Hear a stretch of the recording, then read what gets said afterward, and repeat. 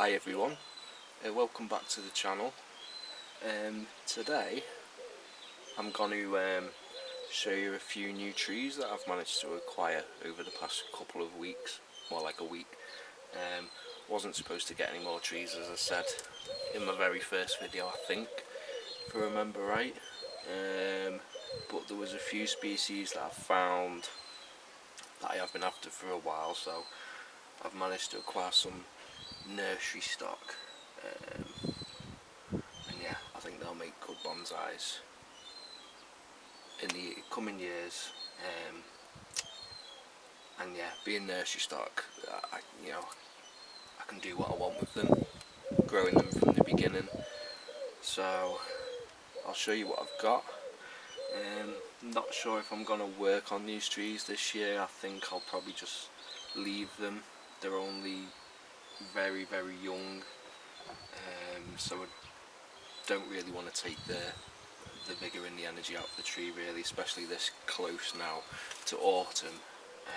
So I think this year will just let them get used to the new home, the feeding, the watering, and then come spring will be a repot for them all. Try and get the radial root spread going on it, get the roots sorted out, because they'll just be a tangled mess as they are now. And then yeah, maybe next year we can start pruning them a little bit. But yeah, I'll show you what I've got. Okay, so these are the new trees. You probably can't see them all in the view of the camera at the moment, but these are the ones I've got. So I've got 1, 2, 3, 4, 5, 6 new trees. Well, one's more of a sort of accent planting, really, something a bit different. But yeah, so the first one we've got, Sequoia sempervirens, a coastal redwood, or California redwood, I believe. Let's just take this out so you can have a look. So this is the tree. You see, it's just, what would you say that is, a couple of years old. Nothing special, but happy to get that species. Let's just turn it around. It's got a bit of a S bend in it already, which I don't like, but I think that's just how it's naturally grown, or because it was lying down in a big box and a bit squished. So see how root bound it is. So I was desperate to get out of that pot and grow. I just put some chicken manure in it last night, just to put some organic feed in it. So yeah, so coastal redwood, an evergreen conifer with soft red-brown bark and pointed needle, like deep green leaves, silvery white beneath on horizontal or down curved branches, produces cones. Max height 20 metres by 30 metres, it won't be getting to that here. Max spread 6 metres to 9 metres, full sun, partial shade, hardy. And then it just says backfill with soil mixed with peat substitute and a suitable fertiliser, which we don't need to pay any attention to that because this is for bonsais, not going in the ground. But yeah, that quite a nice little tree. I've been after one of these for ages. I was asking some of the bonsai guys a week or two ago, has anyone ever seen a California redwood as a bonsai? Because dawn redwoods, which I've already got, are very, well, not very popular, but you can get them quite easily. But these I've never seen, so I thought that this was the biggest tree in redwood you could get, but turns out I was wrong. There is a giant redwood, which I've also got, which is next to it, so I'll show you that one next. So, funnily enough, this one is a giant redwood, but it's the smallest at the moment out of the trees I got. So you can see that there. It's quite a bit more spikier than the other types of redwoods. I don't know if that's just because it's young or if that's how they actually grow. It's almost like not as spiky as a needle juniper, but yeah. I'm not sure how best to grow these.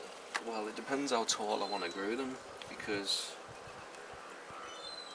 quite like the height of my other dawn redwood, which is about this, but I think having, you know, I don't know, a metre tall, metre and a half tall, big redwood would make a very cool bonsai. But then, is it more impressive to have redwood miniaturised? So, I mean, a metre and a half is still miniaturised, but, you know, not something like this. But yeah, that's that. So this one, how do you say this? Sequoiadendron giganteum, giant redwood, Wellingtonia, an evergreen conifer with red-brown bark and grey-green leaves on drooping branches, produces cones. This is crazy. Max height 25 to 80 metres. 80 metres. Max spread 7 to 10. Even 10 metres wide. Wow. My girlfriend said, "Are you going to bonsai these or plant them in the ground?" I said, no. I don't think they'll be going in the ground. Would you imagine that? But yeah, a giant redwood. So I'm very happy to get those two redwoods. I think they were about £6 each, something like that. What I was doing is I was just googling this next tree, a swamp cypress, and found one, and it was an eBay store, Oakwood or Oak Tree Nurseries, I think it was called, in the UK. And they had thousands of different species, garden plants, shrubs, trees. So I managed to find all these. So for these 3 trees was £30 with delivery, which is pretty good, really. So yeah, I was just happy to get the species. So yeah, the next one I'll have to bring down because it's so tall. It's a little bent as well, and I don't know if that's because it was lying sideways in a box and it was sort of like bent over so that it would fit. So I'm hoping over the next couple of days it will straighten up a bit, because I don't want, I mean, I don't know if this is going to get chopped back anyway, but I don't want like a bent bald cypress. I want a very straight one like in nature. So this one's quite sparse apart from the top, and again I don't know what I'm going to do, whether it's going to get chopped quite hard back, left to grow. I've not decided yet. I only got these yesterday, so I've only sort of had a quick look at them, give them a feed, give them some water, because this one was bone dry, which the leaves did look a little bit sorry for themselves. They still look a little bit sick, to be honest, just a little bit not so vibrant. It might be that a couple of them have kind of lost the life in them, really. I have it sat in as well, a tray of water, because I believe these, well, it's called a swamp cypress, and they like being in water, don't they? And I think that gives them the buttress root base. Not that I need to really develop that yet. I've not even done the root work on the tree yet. Hello kitty, you can see what I'm doing. But yeah, so that is that. Taxodium distichum. So swamp cypress, a conical conifer becoming columnar with age. Pale, narrow green leaves turn rust brown in autumn. Produces cones. Max height 20 metres to 40 metres. Max spread 6 to 9 metres. Shaded site, hardy. Shaded site. I have to bear that in mind. With my dawn redwood, sometimes the needles can go a bit, not the needles, what would you call them? They're not leaves either, really, are they? But they can go quite orangey, and I don't know if that's when it's getting too much intense sun. At the moment it's absolutely like perfect. It's just behind the camera, so I'm just looking at it now. We've not had as much sun lately, plus it's been in this corner. So the dogs are barking, just making sure that it's not the cat. No, it's not. In this corner where it stays a bit more protected, a bit more shady. We don't really get any shade in this garden, which is a nuisance for some of the trees, like maples. So over the winter I'm trying to come up with something that I could build or to give some cover and some shade. So that might be one that has to go in that area. Okay, and then last Saturday we went to RHS Bridgewater, and the first one I've ever seen in person is this baobab. Denium Ansu baobab. It says in brackets, no foliage, not flowering. Well, it's got foliage on it now. It did when I bought it, to be fair. But yeah, that's a pretty cool tree. I am a bit scared of it though. Look at those roots. Because, well, they just sound really difficult to look after. That might be why you never see them either. So it's had, I think I had it for a few days, and then middle of this week I did water it and feed it, and it's just lived inside on the kitchen windowsill because I feel like, sorry, I forgot that the camera's only recording in 10-minute segments, so I was about done with that and moved on to the Schefflera and then went, oh bugger. So I've sort of looked back at what was being said about the baobab, but yeah, I don't think I've touched on anything too important. But yeah, that was the baobab. Yeah, it's just gonna go back inside. It's a bit too precious to leave out in the British weather, so it's gonna be babysat. And fingers crossed, touch wood, it will thrive. Maybe. But yeah, so we got into the Schefflera, which I got from Bridgewater as well.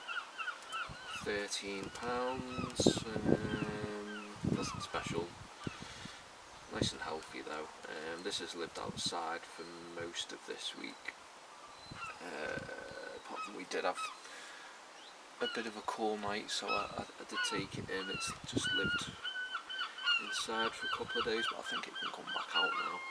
It does need another water. I did water and feed this when I did the baobab.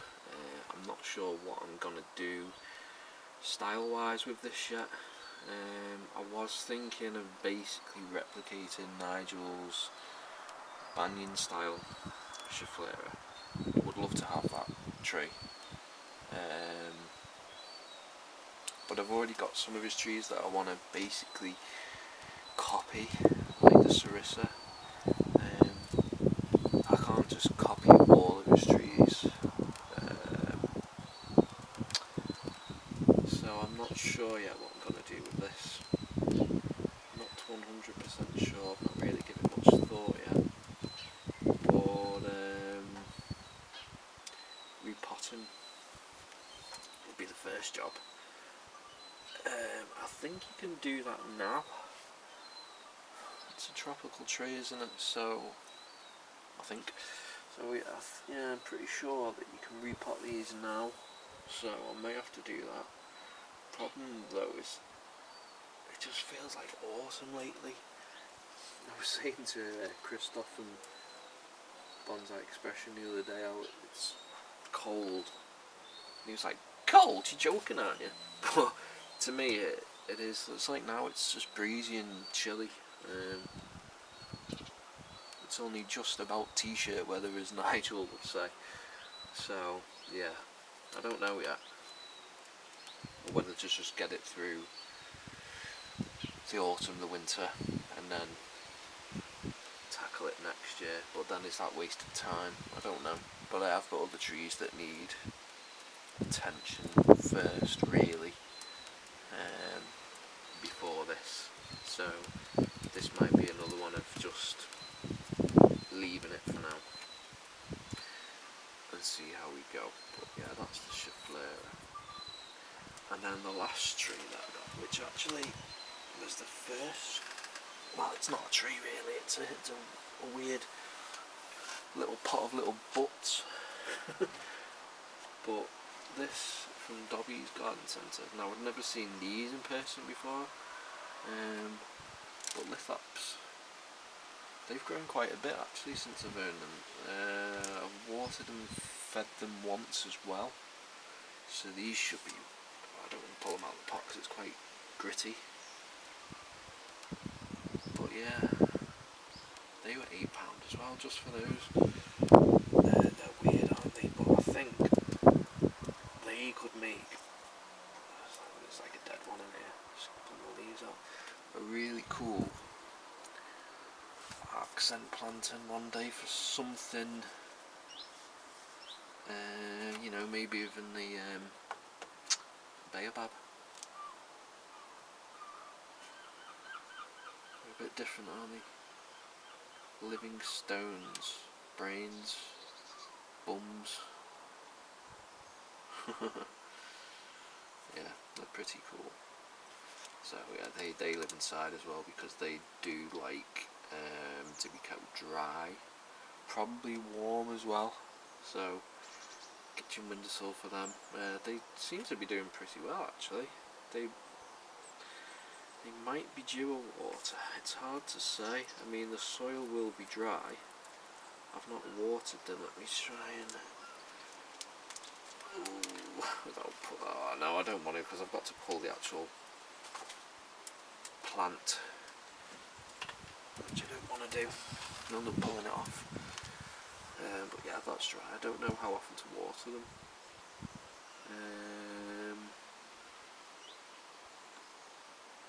They were done probably a couple of weeks ago. So yeah, they probably could have a drink, and again, it's something I'm just wary of.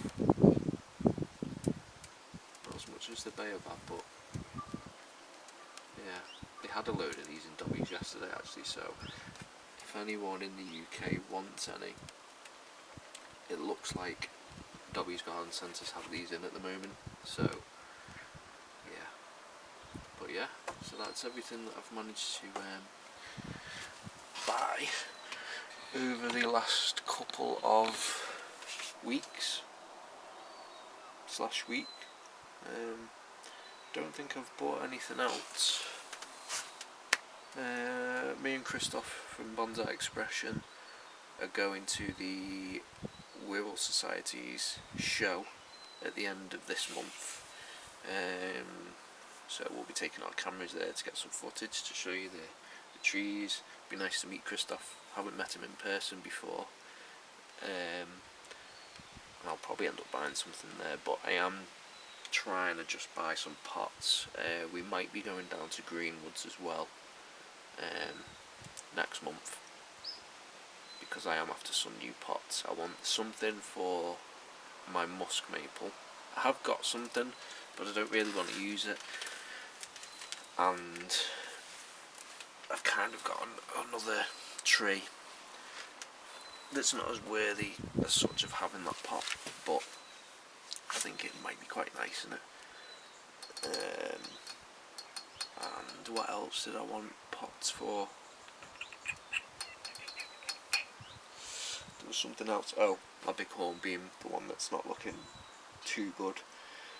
I think something maybe a bit deeper for it for next year. I thought there was a robin behind me then, but it wasn't. So yeah, there's a couple of pots there. Maybe something for that Eta Gat, or even the Kishu juniper. We'll just see. We'll see what they've got without spending a fortune. But yeah, I think for this video, that's everything. So I'll end the video there, and I'm going to make a cup of tea, and then I'm going to start another video prune them, and I'm not sure. Well, actually, no, I've decided this morning, so that will be the next one. I've got all day, so if I manage to finish that tree quite quick, I might even do another one. A bonsai day. The grass does need cutting though, so we'll see. But yeah, so I'll end that one there. Thanks for watching this one. Be interesting to see the progression of these trees that I've managed to get over the coming years. Hopefully make something nice out of them. And yeah, thanks for watching. See you in the next one. Bye bye.